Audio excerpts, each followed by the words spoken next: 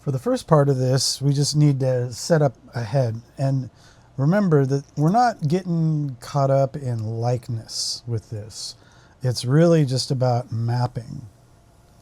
So if my head is going to fit in here, I just want to put a quick little frame around it so that there is an end point to it, and not getting caught up again in a perfect likeness or a perfect picture or anything of that sort. And then it's hunting for shapes. Now, when you're doing your drawing, you are looking for the shape language. You're trying to define what that actually is. And once you know the shape language, then you're just basically translating that. So this would come to a triangle right here. The cast shadow would come down along here into the voice box, and then up along the side of the head we got the ear, which we'll find over here. Right, we're going to find both sides at the same time. And to find those big shapes of the ears, hair sort of runs right into it over here, and we have a gap over on this side. I'm just making sure that both of those lines go up very similarly to one another. Now I'm going to stop for a second with the outer perimeter. I have this baseline up here, and I'm going to go in and drop the bottom of the nose somewhere around in here. Center line is going to be more to the left than to the right. Then the mustache, which comes down over here. There's a certain distance of the mustache to the cheek, and then that hooks over to this side, and again there's a certain distance over to the edge of the cheek. Two angles, and then a big arc from one side to the other. And up and over and around to the other side. We go over the upper lip, which is going to be somewhere right around in here. Then the lower lip. Then kind of a pentagon-like shape in here. And then that comes down this way. Now, what I'm looking at is how these angles change. Then I'll look at this as a second shape. And then there's a center line that sort of splits the two. The nose comes up and over like so. This is up towards the ball of the nose. Then the nostrils over here and over here. Triangles, kind of a diamond shape. And I say kind of because the top is more rounded than the bottom, but it still forms this sort of diamond-like design. Cheekbone over on this side cuts upward just above the ear, and then that blends in over here with the hair shape. And this comes up at an angle through here. The bridge of the nose is wider through this portion. Then we hit the glabella.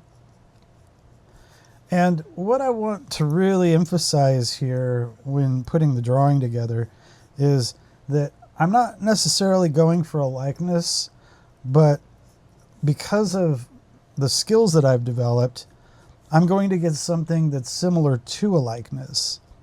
But that isn't the point here. I'm not going to just throw random shapes together. I am still going to design.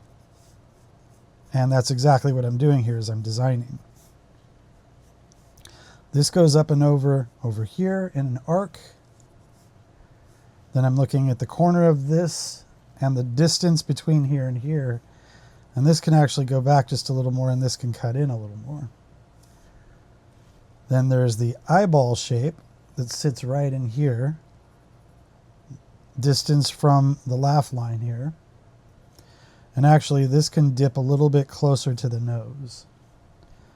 There's the side plane over here, the side plane over here, and the eyeball shape again over on this side. This eyebrow sort of cuts downward at an angle, then up and over. And the eyebrow gets really close to this side of the skull because, again, the head is turned a little bit more this way than the other, or centered. This lifts up, rounded and rounded. Then this comes up in a larger arc and then becomes an angle. Then the shadow pattern goes back and up and then back. This goes up. Now, I'm not going to draw the tattoo on the top of his head, although there is one. And the reason is that I don't have a lot of time to put a demonstration together, and I'm going to get caught up in the detail of that tattoo and try to make it look correct as a tattoo instead of it just being some random shape on his head. And again, I don't want to fight with that. I just want to get this demonstration through as far as designing a head and putting shapes on the head. That's a little bit more important to me. This goes up into the bottom plane, right up along through here. This arcs down like so. This comes down at an angle this way. We have the helix of the ear. Then the anti-helix. The concha we barely see, and that again is the opening of the ear. And then over on this side, all we see is the helix. And then the anti-helix as it turns downward this way, much like this one does over here. Height of the eyelid is right above the iris. And this drops down into the tear duct. This goes over to this side, forming a little triangle. The upper lid fold. And then the orbital of the eye, right along through here. Then the lower lid, and I'm not going to get too caught up in the details in here. I just want the shapes. That's all I'm concerned with. The triangle again on this side, with enough space in there for the white of the eye. Tear duct, and then the sweeping line as it goes up and over the iris. The fold along here, and then the eyeball shape right along through here. Then the underside, the lid on the lower half of the eye, the orbital of the eye. That's what this is over here, the orbital of the eye. The frown line, and then the folds on his forehead. There's 3 of them that are very distinct. And this shadow pattern as it comes up, and he has a little bit of hair right up along in here. And it's just right along in this area. This comes over,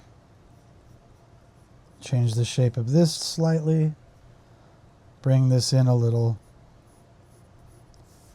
bring this in a little more. And we have the majority of the drawing ready to go.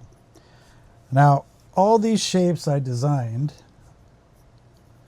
based upon what I see in the photograph, and that's going to help me when I start to place the tiles or the paint blocks as I put them down into the picture. And that's important because I've familiarized myself with the head. And that's why the drawing is so important, because the drawing has its own tools that you're learning how to work with. And the more you recognize what those tools are, the easier it is to assess and design properly. Now on to the painting.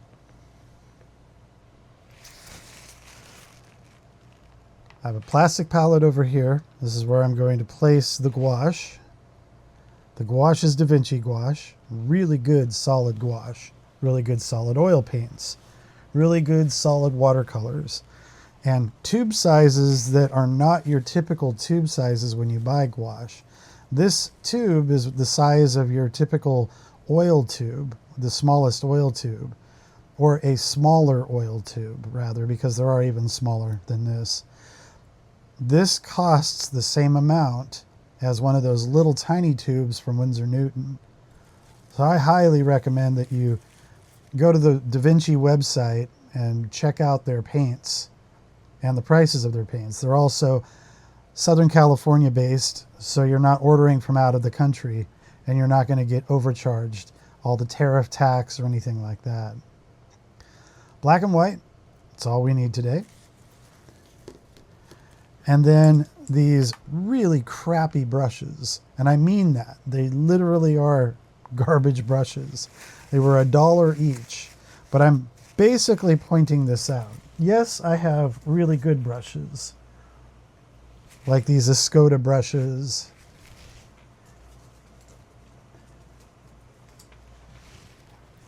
And these Princeton brushes, which are both really good brands, but we don't need these. These are for work. These are for work. It really doesn't matter what kind of brush you use, just so long as the shape sort of holds up and it doesn't open up and expand like this, but actually closes down and tightens up for you. Filberts are good for portraits. Flats are good for portraits, although they create a much sharper edge. Smaller filbert and a round. The rounds are for little spots, little details. Now right now this is sort of bloomed, but once I put some water on it and roll it down a little bit, it sharpens up. So these are actually decent enough for me to work with while I'm making this painting. Put the paints in the troughs over here. And I'll definitely be adding more as I need it. So black over here, white over here. This is just some, I don't remember where I got this, but it's cheap.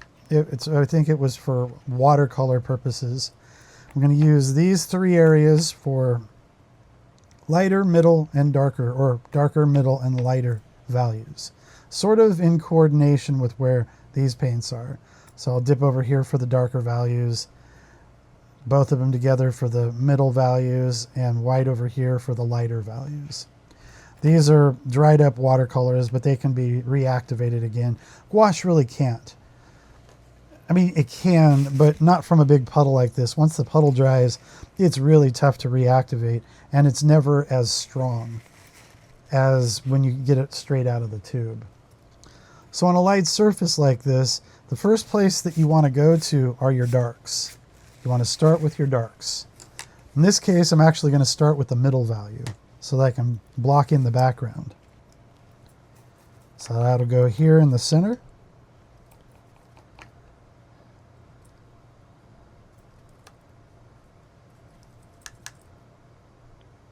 Scoop up enough paint so when I build it out in here, I have a substantial body of paint.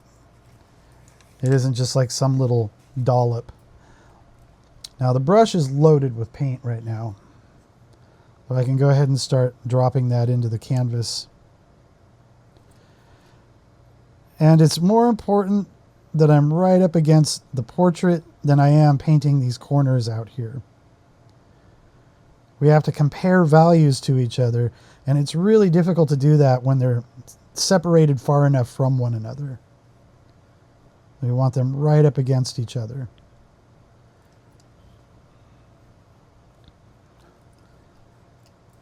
Now, when it starts to dry, it starts to lighten, and I have to be really careful not to keep reactivating the paint just because I start to see it lighten up from drying.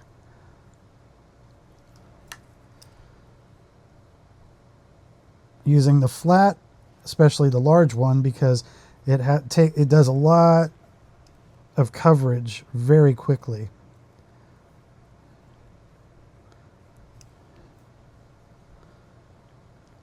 Start general and then reach down into the specifics, getting these little corners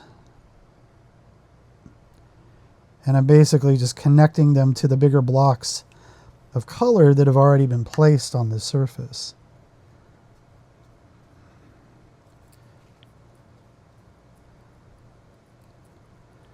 Now, I will likely not dip back into that very much. However, I am going to build a slightly lighter value for over here by the shadows, as it is in the photograph, because it's going to make for stronger contrast between the shadows and the background without it all blurring into one another.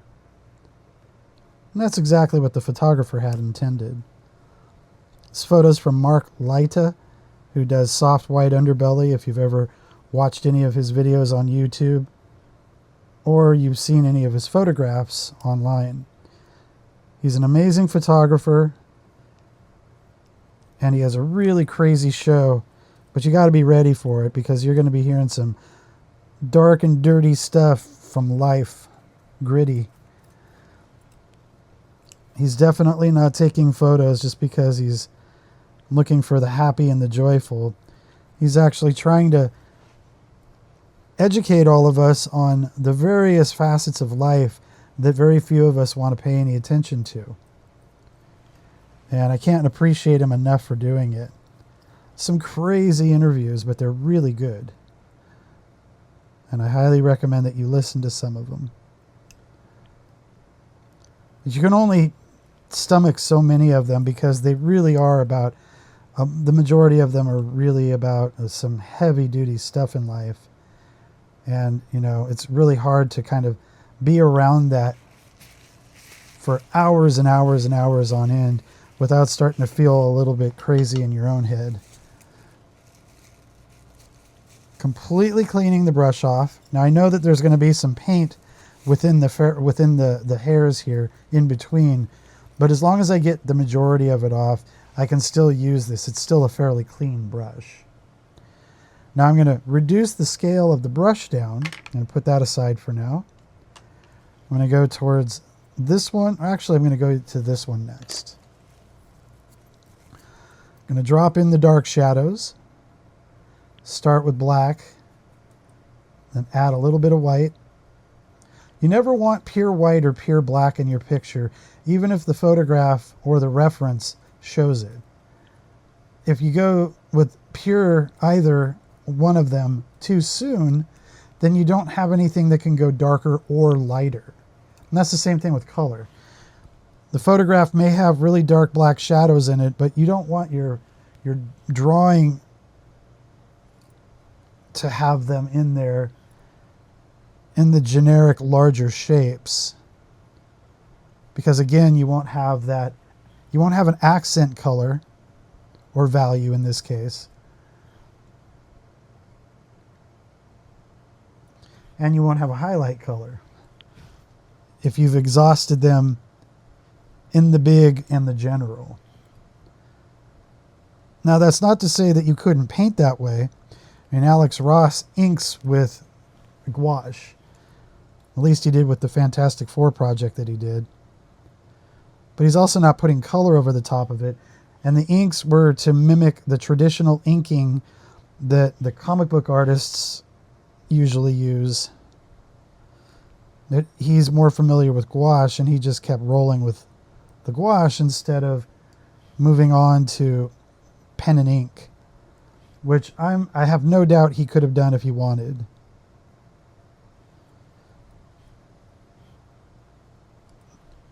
All right, so the big shadow pattern's over there.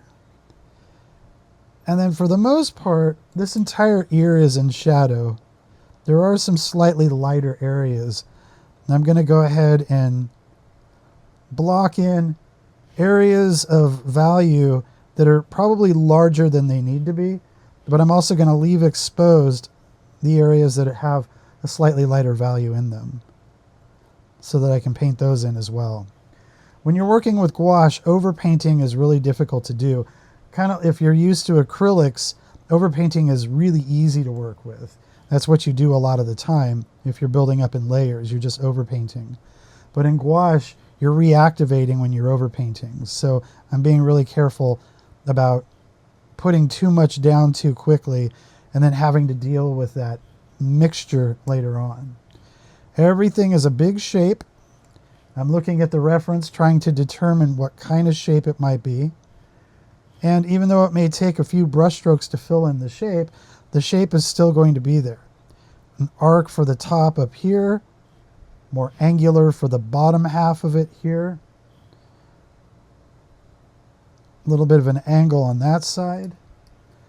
And then I'm going to reduce the brush size down for the smaller stuff. He's also wearing a dark shirt, so before I switch this out, it's going to put in a few brush strokes over here and over here, just to kind of extend out the shoulders so it's not just a head and a neck cylinder. Now I'm switching over to a smaller brush, still using the same dark though. Right along in here, half of his eye,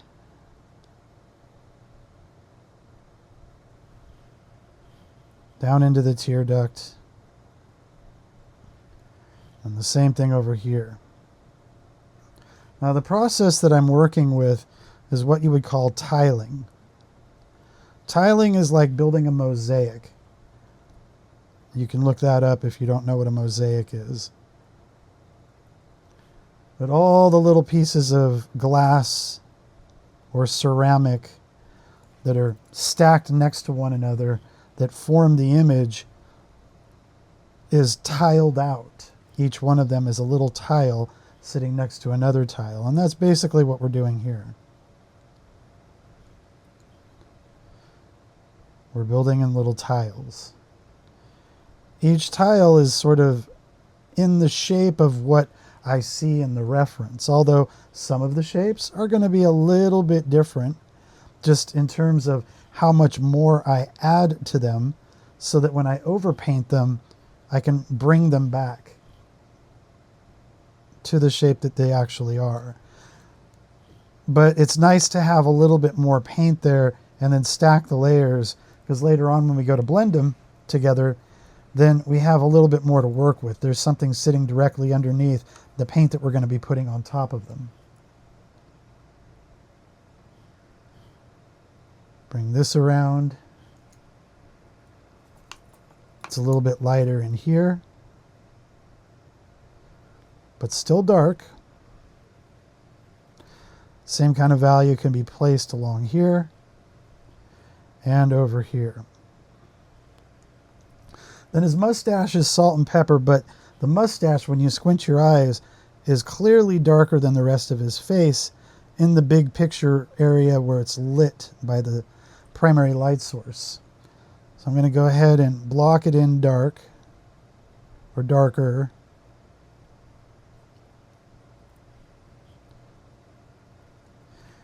And it's also slightly larger in its shape language than what's going to be there at the very end. But as I was just mentioning, it's good to have that excess paint sitting there so that when I stack the paint and layer it, I have something to work into.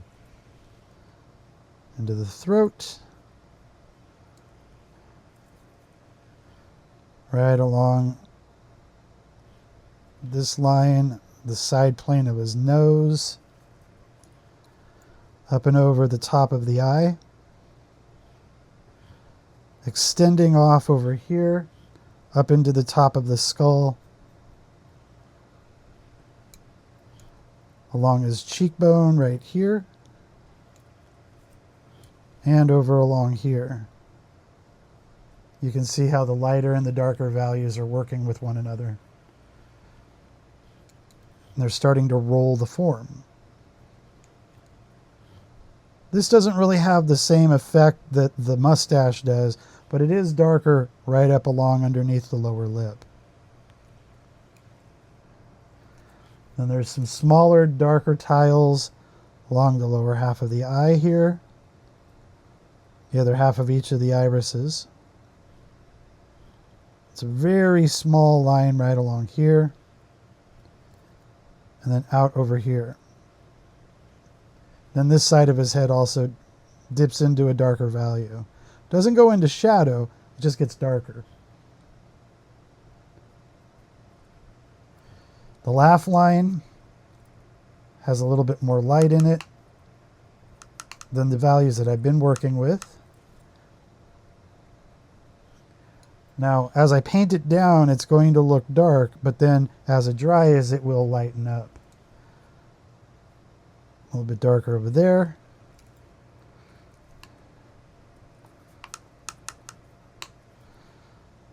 Carry that over a little bit farther along the lower orbital and all along the underside of this eye socket. All through here, over here, the inside corner of this eye socket, and along the underside of the orbital here, right along in here, and over here, then down in his throat. There's a lot more of this slightly lighter value all through here. And even along the edge here, as well as right along the edge of the shadow pattern here. Oh, it's already starting to mix. I don't want it to do that too much right now, but it's because I'm putting wet on top of dry, and the wet is reactivating the paint that's already there. So I just have to be really careful not to go too far with that too soon. I don't want an area finished off before I've blocked in all the other areas. And I think that's one of the problems that a lot of people have, is that they go too fast into rendering the form right away without blocking things in an orderly way and basically having the whole picture assembled, and then work on softening and blending and so forth. Right up along in here, I'm going to push a dark to help separate it from the background.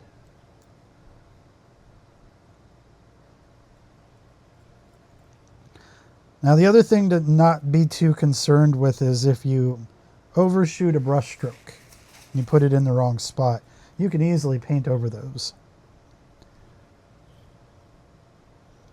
And I think that's also something that a lot of people fear, is making a mistake. Oh my goodness, I can't make mistakes. I need to be perfect about everything. Which is sort of laughable. So how are you supposed to learn if you don't make mistakes? But also, with any new medium that you haven't worked with before, making those mistakes teaches you how to fix the mistakes. So if you don't make mistakes and you feel that everything you do is perfect, what are you learning from that perfection? You're not really learning much of anything. So having mistakes in the picture is a learning experience on how to reclaim and fix whatever it is that you did, so that in the future, when you make mistakes, you have answers for what you can do. Okay, I'm cleaning the brush in the water, cleaning it off entirely, and that's just so I have a nice clean brush that I can work with again as I go lighter in the values. Now I'm going back and forth between the two photographs, because one of them has a nicer value range. The big photograph is good for the nuances, but the little photograph is great for the big picture values. And eventually you do have to paint over your line drawing. So remember what you drew, because you were the one who drew it. That way you can come back in and you can add that stuff back in as you're developing it. Each brush stroke is going with the forms, going with the forms, going with the forms, going with the forms.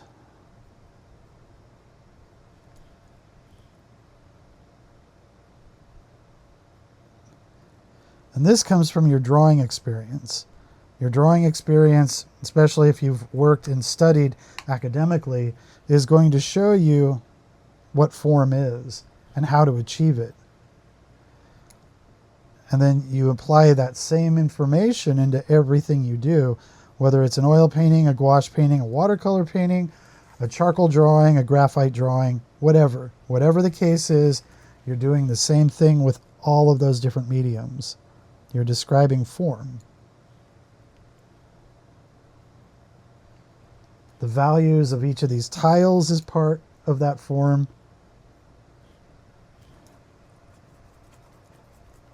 And the direction of each brush stroke is explaining that form.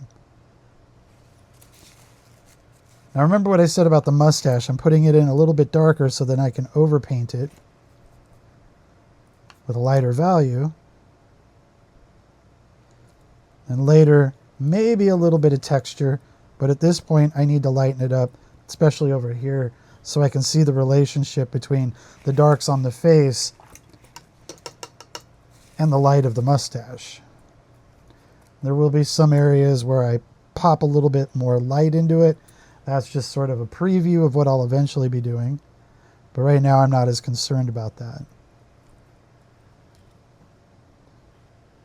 Right along the underside of the eye here. Over to this side of the white of the eye. The white of the eye is never white. In grayscale, it's not the lightest value at all, which is another one of those beginner mistakes, to think that the white of the eyes is truly white.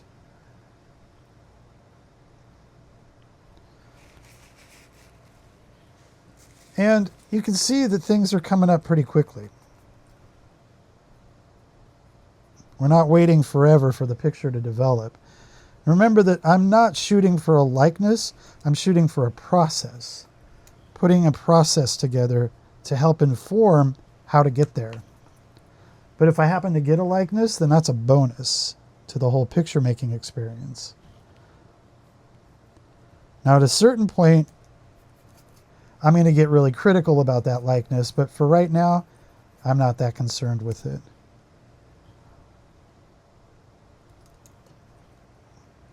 All right, now I'm getting to some even lighter values.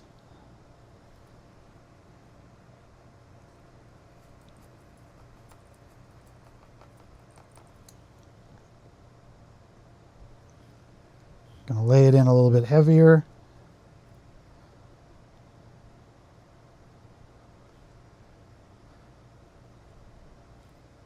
Along here. Paint it with the laugh line. Over here, the same thing. I'm going to paint it with the laugh line. Along the chin. Underneath the mustache. Framing the mustache with the muzzle. That side's darker, so I'll go back a little bit later with the darker value. Then up along in here, these big swatches of tone.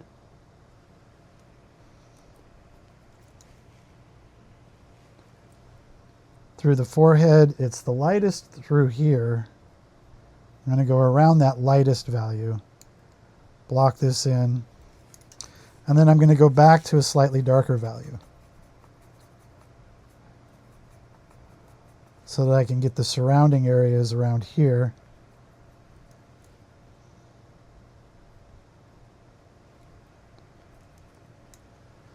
Up along the forehead. Gets darker as it rolls up and over.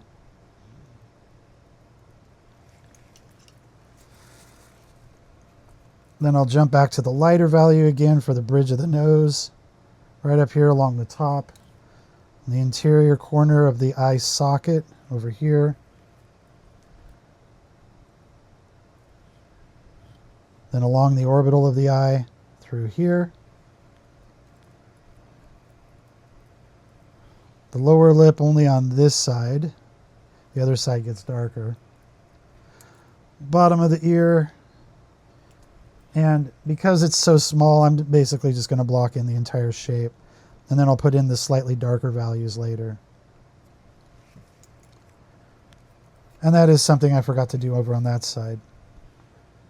Across the front of the forehead, There's darker values right along through here.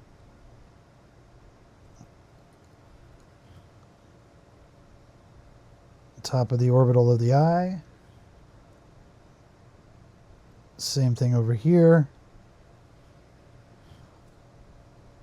Across the ball of the nose. And there's an even lighter highlight in that space, but right now is not the time for that because we're building up from dark to light. It's light over here.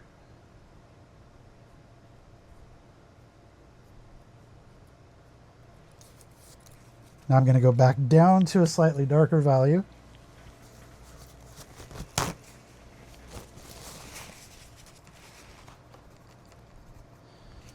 That's going to be for this side of the mouth. And for this spot over here.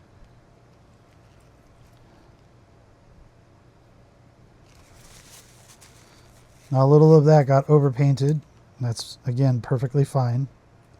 Let's reactivate some of this darker value. Drop it back into that spot. The interior corner of this eye socket over here.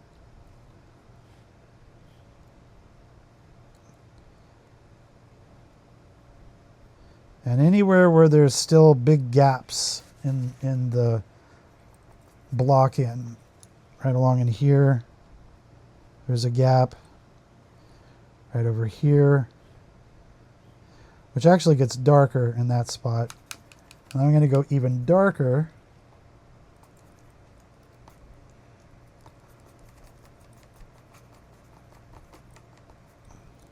for over here. A little too dark. There we go.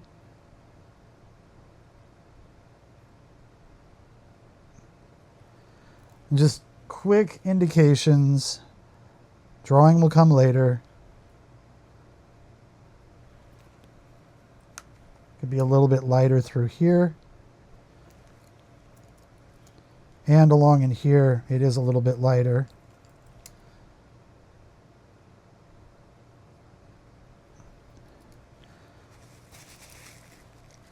Then I got the whites of the eyes and the highlight on the forehead to block in. So I'm going to switch down. Actually, for this, I'm over here. I'm not going to switch down yet. Go with a really light value. There's enough dark in my brush that it's going to pollute this white, but it's still going to be lighter.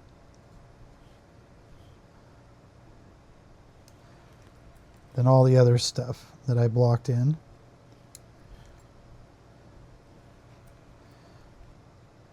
Right over here. The white of the eye. The white of the eye over here.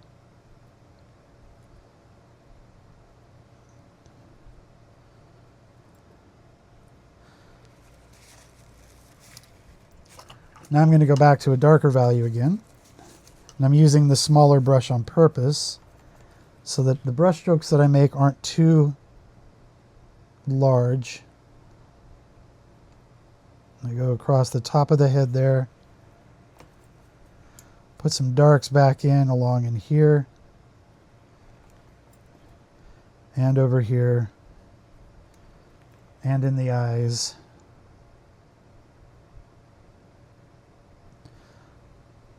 Increase the size of the irises.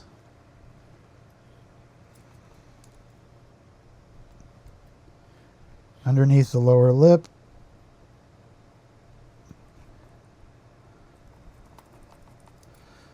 Right up along in here. The nostrils of the nose need to be enlarged.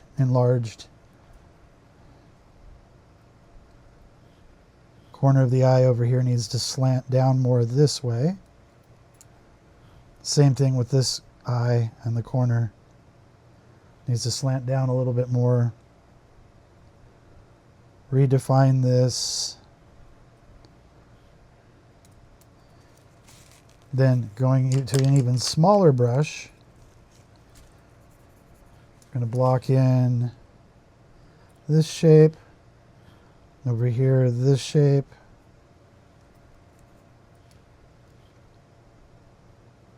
corner here. The split in the mustache. It's a little bit darker right here. It's definitely darker over here.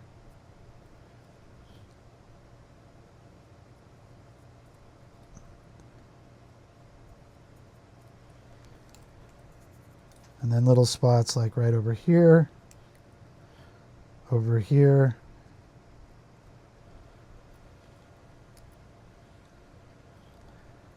Then with a middle dark, the wing of the nostril right along here. Darken the ball of the nose a little bit more. Curve out this shape a little bit. Run an edge right against the shadow. And for a lot of the blending, that's where we soften the edges. What I'm first going to do is stack the paints in a tiled fashion, one next to the other. If I can transition the values more with the tiles, I don't have to blend as much.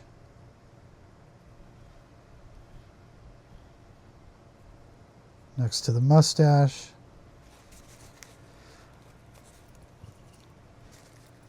And over here, it's a little bit darker. Now each time I go in here and reactivate the paint, it isn't going to be as intense in pigment as it was when I first made the brush, when I first made the paint values so that I can work with them. First round is always going to be the most intense. There's the hair on the side of the skull over here. That's light.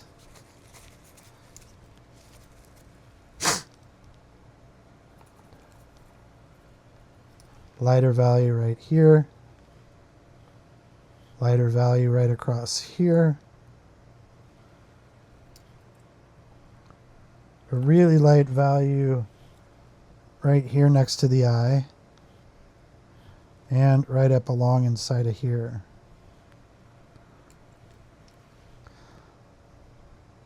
Pull this over a little bit farther. And then throw in some of those lighter brush strokes into the goatee. As well, right along here in the mustache. Right over here in the mustache. And then a few of them here. And up and around the edges here, but not straight through. A little bit lighter right there. Now, to soften some of the brush strokes, again, stacking the paint or placing the paint side by side is one way of doing it.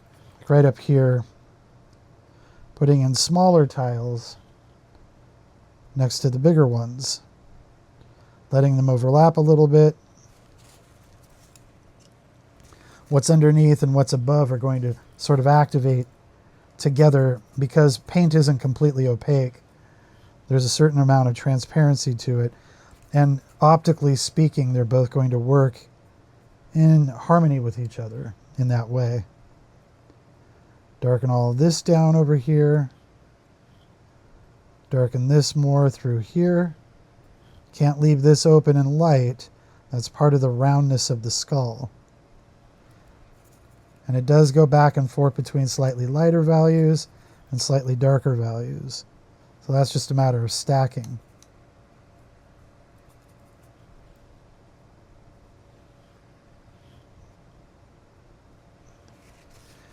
Now, to blend paint,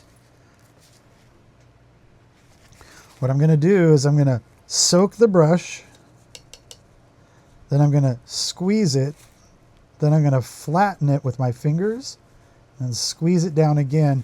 And what I'm doing is I'm getting rid of the density of water and just making it damp. And then I'm going to feather over the surface right in between two of the values. And I'm going to let them lightly overlap each other.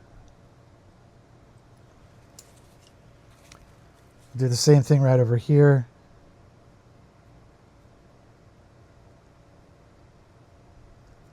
That's going to soften the paint,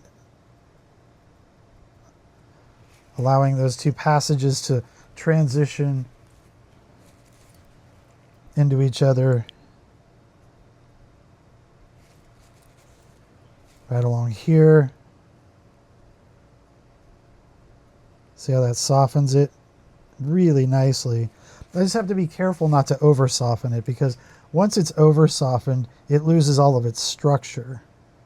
And I don't want to lose the structure, I just want more of a seamless transition between the pigment light and the pigment dark. There's a lot more dark up here. I'll grab a slightly darker value and I'll scratch that in.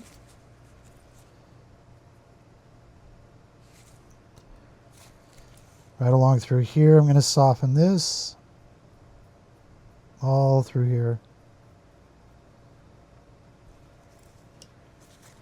I'm going to soften this and this. Then through here I'm going to soften, and I'm going to overpaint in a few places. But the first thing I want to do is sort of blur the bigger tiles together. I'm going to do the same thing along the edge of the eyebrows. I'm going to soften those down.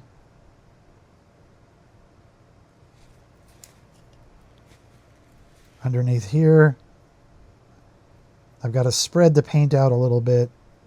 So doing a little bit of softening will actually do that.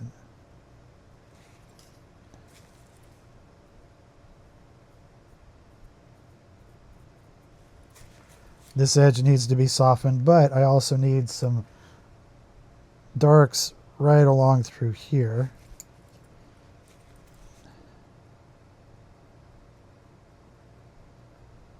Soften this. Soften this.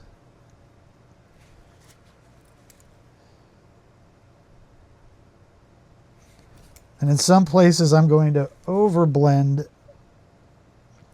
to get the paint to spread out. And then I can come back in and sharpen the edges back up again with more tiles on top. Right along through here. Extend those middle darks over.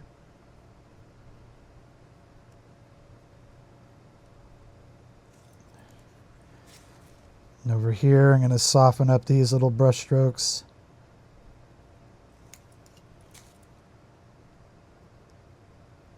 So that they have a little bit more of an organic transition rather than being so fractured looking.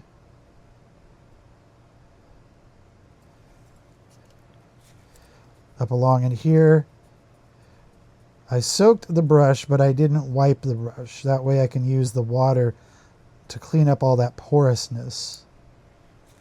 I'm going to do the same thing right over here.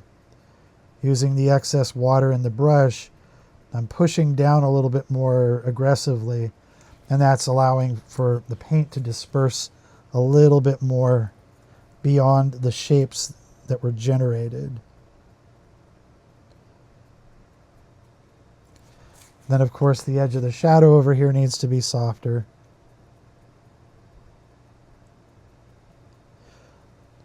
Now note that I don't spend a lot of time in any one spot, because you'll actually start picking up the paint instead of softening the paint. I really just want to soften it, not lift it. Now back here, I go with some darker brush strokes right along here.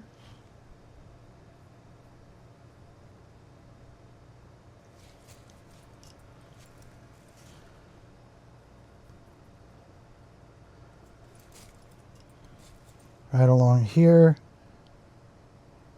And up along in here.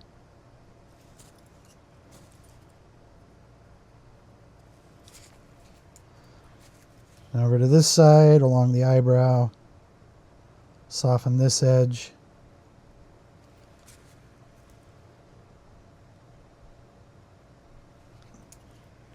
The interior edge along here, soften that down. And this edge right here, I'm going to soften it, and I'm going to add a little bit of paint back into it and let the water spread it around.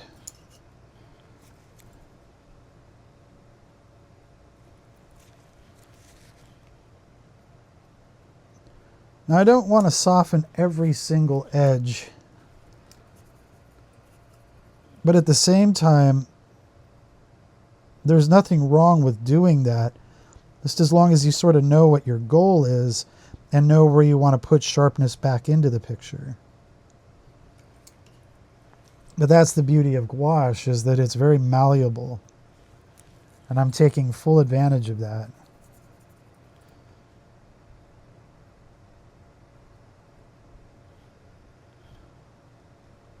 Along the orbital of the eye over here. The values along here are lighter than the values up in the eyebrow. So I'm going to go over the top of those with a lot of water and soak them out to lift up some of the paint, but also to dilute it, which is going to ultimately lighten it. I'll reactivate the light. Put that back in along here. Now it's not going to stay that light because it has a lot of water in it. But at first there's a lot of reflectivity to what you do. And then as it dries, some things will dry lighter and other things will just darken down. But the thing about gouache is that it because of the vehicle, there's a lot of reflective properties within it.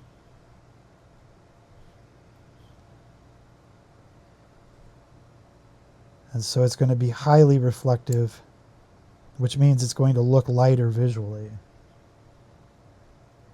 Go a little bit lighter up here. Dry brush an edge right across here. Your finger is a great blending tool as well. So don't ever hesitate to stamp that into the paint a little bit to help spread it out. Soften this edge along here.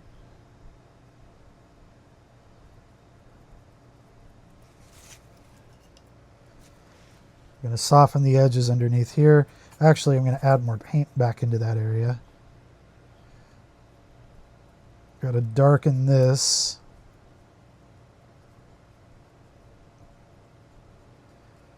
And then spread that out a little bit. Along this edge here, I'm going to soften.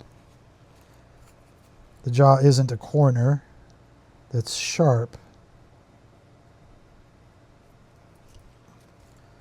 And run the brush right along the seam between the two different values.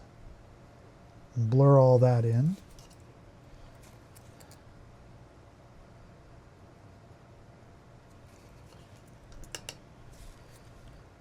I'm going to get some lighter value and extend this down a little farther through here.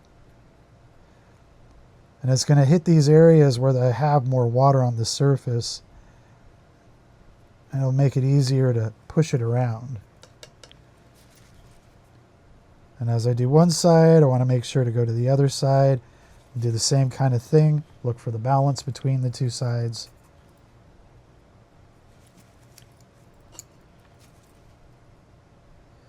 And it's not like acrylics where you have to race to get these effects. It doesn't matter if the paint dries on you. You can still go right back over it. Soften. Soften through here.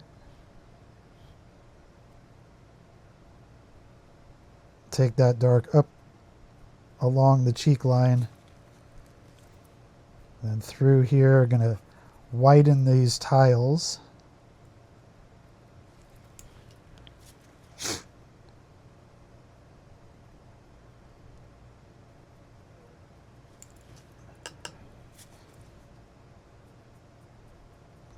Soften all this noise up along in here. I could also just leave all these tiles raw, and I would be perfectly fine with that as well. But what I wanted to show here is that this paint can be reactivated. It's just, you have to be very precision about what you want to do with it when you reactivate it, because otherwise you're going to just start making a big mess. And then you're going to find yourself having to paint a lot of it back in again. You can see how little I spend with the amount of time that I'm softening any of these areas. I get in, I soften, and then I move into another area, and I don't dwell. I don't stay in these spots for very long. That is to make sure that I don't overpaint or overblend.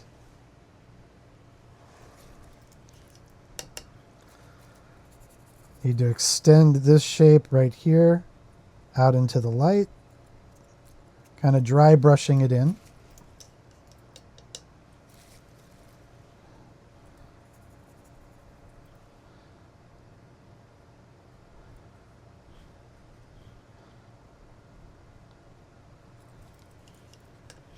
The white of the eye on this side needs to be larger in the spot that I've created. And I need to redefine this lower lid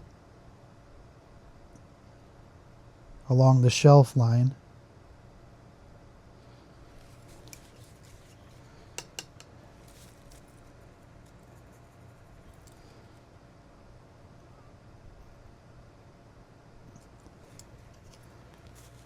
So one more time with all of this, I put a brush stroke down. If the brush stroke is the wrong shape, I'm not too concerned with that, because I can always put the opposite value or a different color or whatever it is that's going to help create a stronger effect in that area. It's stackable paint. And so I don't get concerned about losing something. Now, I would if I didn't know how to draw. I would definitely get concerned about it, as I'm sure some of you who haven't gone through a lot of drawing training might do. You might get freaked out a little bit because you just lost your drawing, and what are you supposed to do about it? Well, you drew it once before, you can always draw it again. And that's why you draw the picture the first time and then cover it up. That first time drawing is teaching you the shape language that's in the picture. And that helps you lean back into it when it breaks. Because a painting is really about going back and forth and destroying what you built to make it better as you rebuild it. That sounds crazy, I'm sure, to some of you, but that's exactly what painting is. It's a back and forth process of destruction, reconstruction, destruction, reconstruction.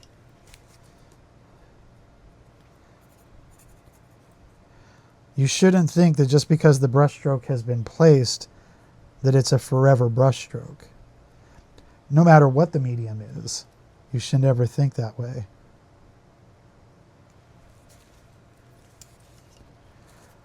Now it's a little bit lighter right here.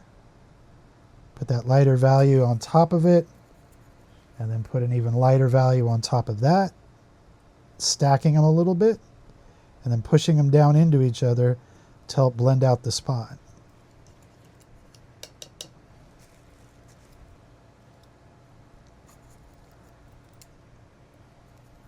Now, before this video gets too long, which I really don't want it to, you don't need to watch me paint the whole thing to an absolute finish, because what I'm doing here is going to be the same thing that I keep doing. I'm just going to keep doing this until eventually it reads the way that I'd like it to, whatever that means, because this is a demo and I'm not thinking about what it's supposed to read like. I'm just getting the picture up to a certain level of completion for the sake of demonstration. But if this was a picture that I needed to do as a commission, or for a client, I would just keep doing this exact same thing, layer by layer, little bit by little bit, until it is where it needs to be to call it finished.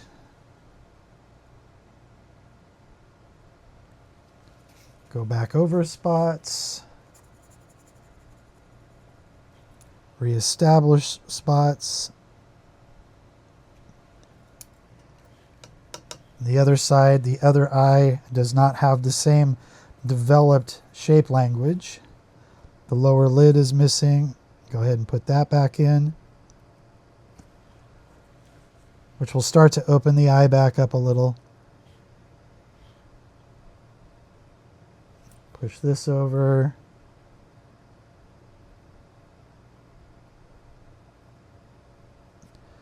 Push those back over. Cut into those shapes. Soften these shapes.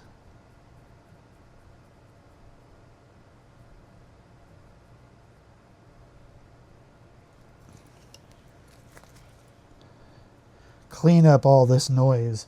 There's a ton of noise in here that doesn't need to be.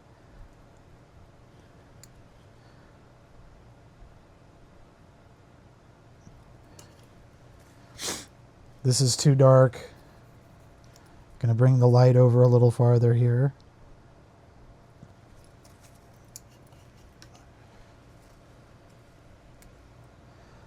Going to lift the dark up here. So that the eyes match in height again. Going to reestablish that medium value underneath here. Clean it up over here. And there's a lot of spots that I still have yet to get to, but whether I do or not is it's not as important here.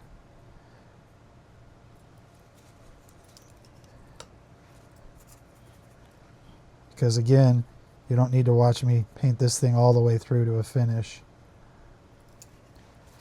Definitely did not soften any of these edges down here, so I'm going to go ahead and do.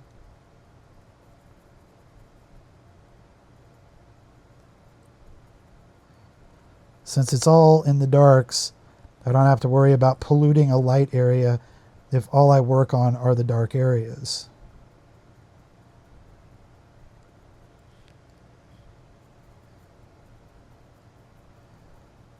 Soften and fuzz that out. Do the same thing with those edges. Then with these edges over here, I've cleaned the brush out enough. And I'm going to stack some slightly lighter values right back on top to bring the light over and frame the mustache and blur the edge line between the shadows and the lights.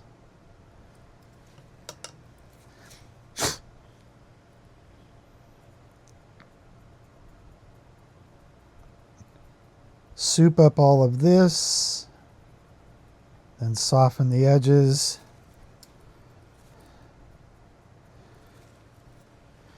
And then with this is the hair. This is all supposed to be part of the hair. So I'm going to go ahead and soften it all up, pollute it, mess it up, get it a little bit fuzzier looking. And then I'll paint some striations over the top of it to indicate a few wiry hairs. Move the light of the lip over to the right a little bit farther.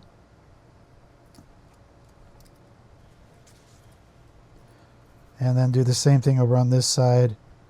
Where that dark went upward, I want to actually pull it downward this way. Then back here, I'm going to go darker in the background.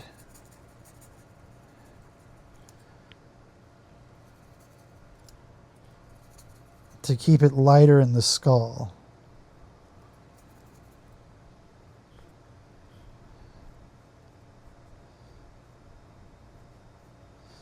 To reframe it. I also need to build a little bit more structure back into this.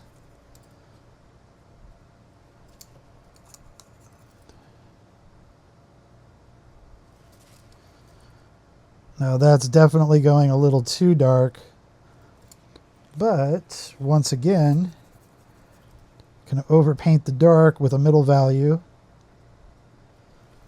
then overpaint the middle value with a lighter value, and let it all blend into each other. And creates a gradation.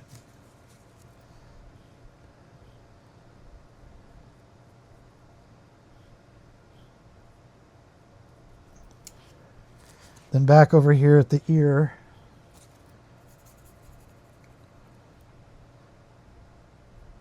soften this up through here.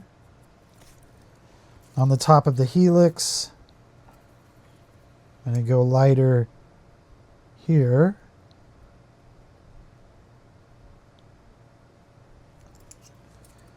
And I can still go even lighter right in here.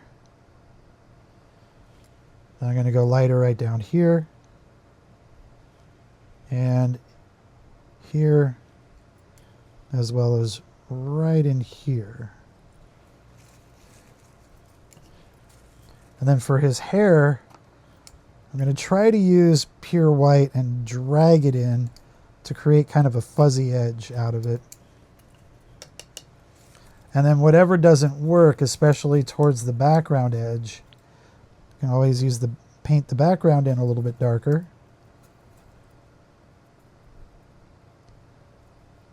To fix that up.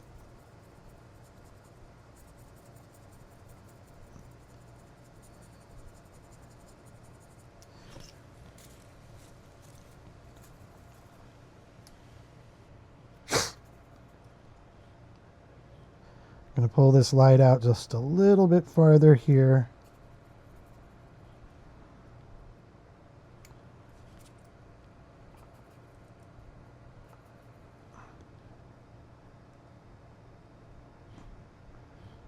And downward. I'm going to cut the hair shape into this dark that I have on the face.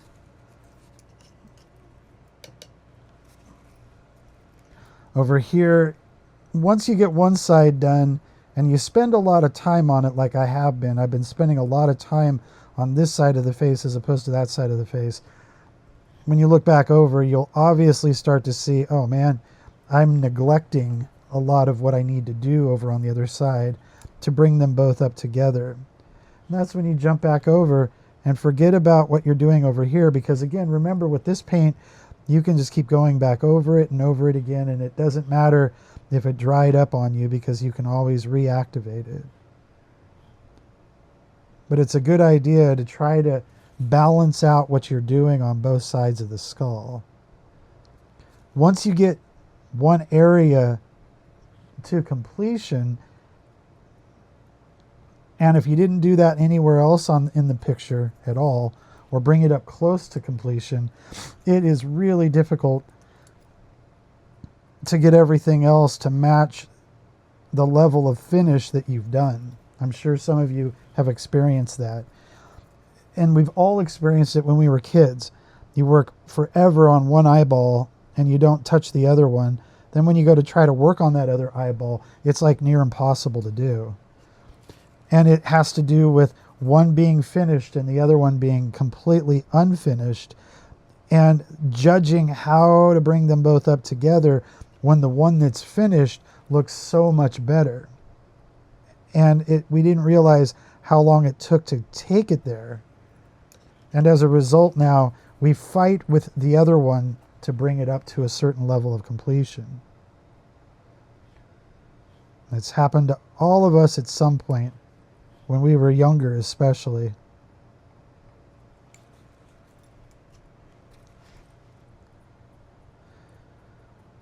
But if you remember back, and you can always rewind the video back to the beginning to kind of see where this was a little bit ago,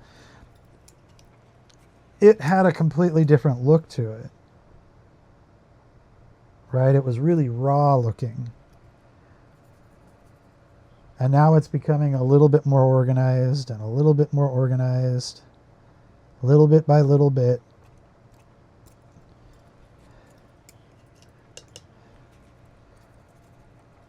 And now it's lots of small tiles, little tiny things.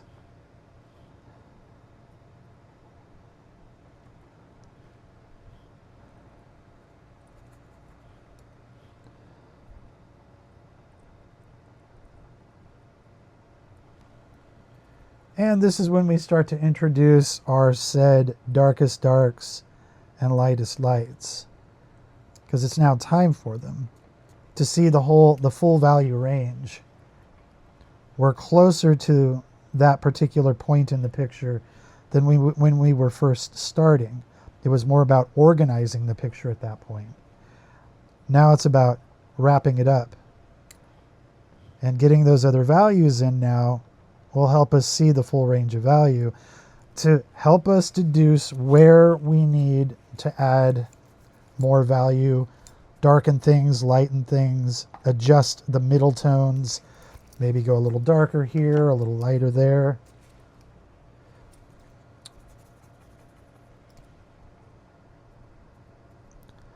Like all of this can definitely be pulled out this way. This can be pulled out farther.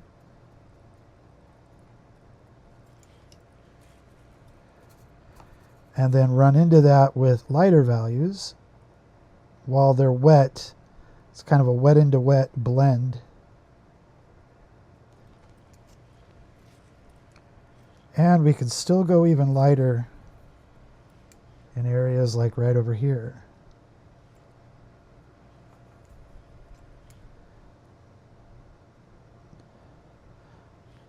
And right along here. And over here. And right over here. And here. Right along here. And then I'm going to smash the brush in like this and paint the striated hairs.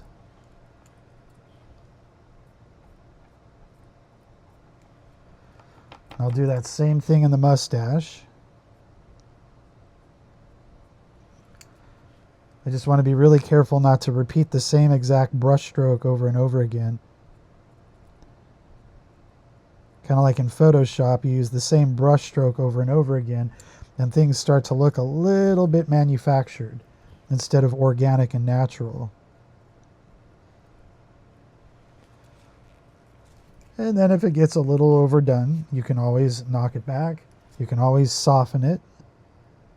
You can always blend it out.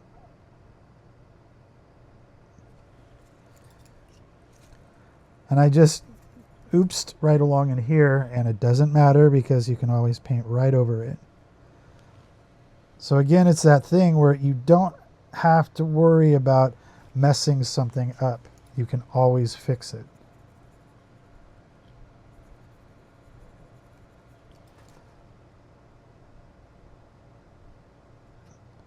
Go lighter along there. Go a little bit lighter right up here.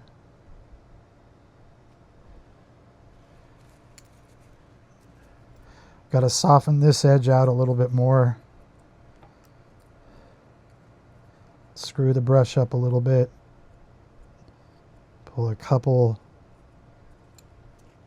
nice organic brush strokes. And then with pure white,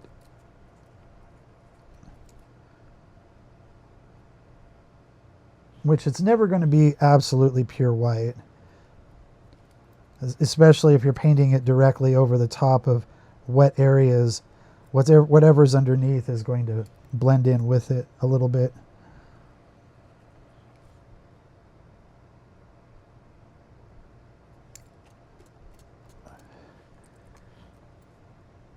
break this up a little to kind of show the skin through the eyebrow.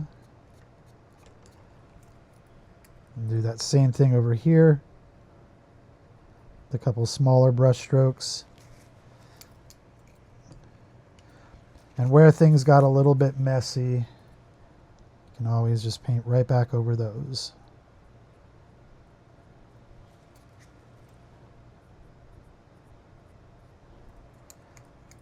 Same thing along here with the dark. Dark over light or light over dark. Doesn't really matter with gouache. It does with other mediums, especially with oils. But because this is all dry paint,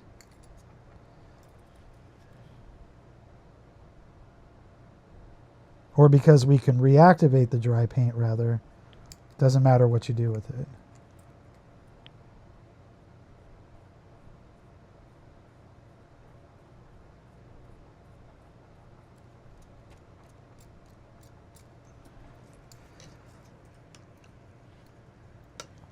Now, one of those things that helps us understand when we're getting closer and closer to the finish is when we can finally put in that big reveal or the highlight into an area that requires a highlight, like the eyeballs.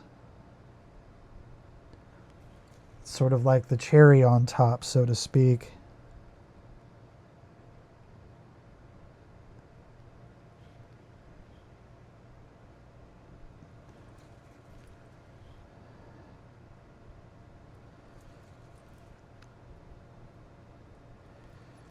And I'm going to do that with this eye over here. But what I also want to do is put in a slightly lighter transition within the iris over here,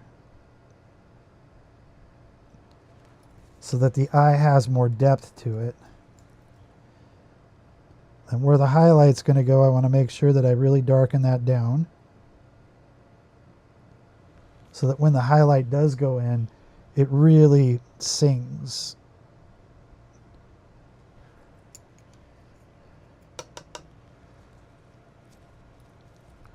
So I'm going to dip the brush in really quick so that I pull a strand of white. I'm going to do it over here first because this still needs to dry just a little bit.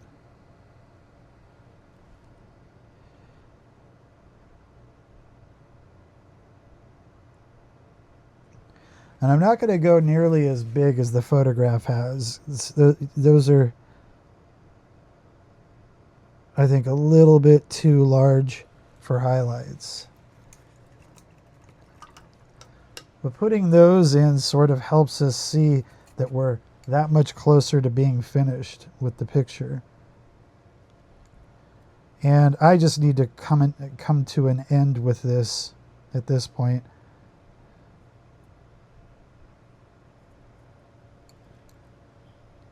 Just to call it a day on the demo. I think you get the point. But having gone over this a few times, hopefully you see that it's nothing more than this same process. Back and forth and back and forth until the shape language that you're looking for is there. And there's a few areas like right in here. I lifted too much paint up off of the surface. But that again is just a matter of overpainting. Putting pigment back in to get rid of that bored through the paint look. And then anywhere where I put those new brush strokes, it's just going back over those areas as well, wetting them down enough and softening things up. And again, it's a back and forth process until you get to a finish.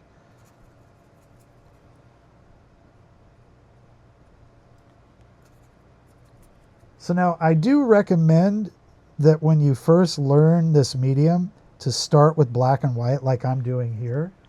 Don't jump straight into color, and definitely don't set yourself up for the painting I do needs to be for sale. It needs to be good enough so that I can sell it. This is practice. Practice is never about vanity. You got to let that go. If you're going to get good at something, you've got to be willing to make the crap. and be okay with it, because it's in that stage of painting that you learn things. If everything has to be for sale, you're not getting it. You're not getting the point about learning. Learning is not about making stuff so cool that someone will buy it. It's about learning how to work with your materials and getting something from that experience. That's what it's all about. And if you allow yourself that, you're going to get more out of it than anything else that you could do. Eventually, you'll get to those paintings that will be worth something, or that you feel you can sell. Nobody's going to buy a portrait of somebody they don't know. So don't think that all the portraits that you're going to do are going to be valuable enough that people are going to go buy them. They're not. Nobody knows who this guy is. They're not going to buy it. Mark Lyda does. Maybe he'd buy it if he even knew that I made it, but I doubt that as well. He would just say, hey, did you ask me first before you could? Or, hey, that looks really cool. Can I tag you? But even that doesn't matter. None of that matters. I'm just making a joke. It really is about the experience and getting something out of that experience. That's what all of your learning should be. Learning is one thing, doing your work is another. And you shouldn't be learning while you're doing your work. I know a lot of people that do that, and that's just stupid. Oh my God, I ruined this and it's due tomorrow. What should I do? I'm sure you've seen those posts before.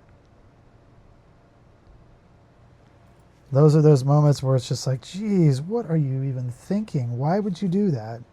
Why on earth would you do that?